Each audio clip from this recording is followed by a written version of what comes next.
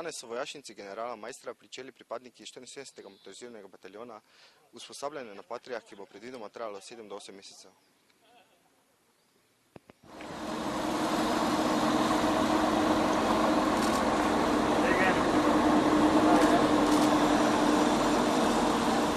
Danes je napočil velik dan za Slovensko vojsko. Končno smo sprejeli bojna vozila, ki smo jih dolgo pričakovali. Slovenska vojska bo uvedla v naslednjih 3 mesecih bojna vozila v operativno uporabo in v naslednjih 9 mesecih v skladu z načrti bomo imeli četo pripravljeno za bojevanje, torej za vse naloge.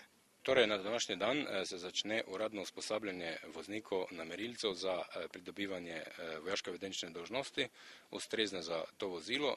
Programi so dolgi okrog 3 mesece, tako da ob koncu meseca septembra pričakujemo, da bomo sposobni že izvajati dokaj zahtevne naloge ob izkoriščanju zmožnosti tega oborožitvenega sistema. V nadaljevanju bomo izvajali oddelčna, vodna in pa tudi četna usposabljanja.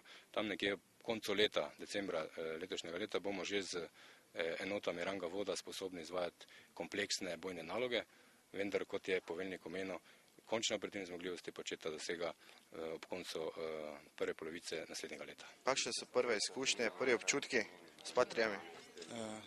Občutki so zelo dobre, vozilo je odlično, sama notranjost je dosti velika, tako da zelo dobre občutke. Do sedaj ste bili s katerimi vozili, valuki, tanki? Do zdaj smo bili z valukami in z hamere. Če primerjate tista vozila s temi novimi Patrijami? Vozilo je vznotraj večje, bolj udobno, boljše vozilo za mene. Prav tečaj se začne v ponedeljek. Prvi odzivi pa so super, ne?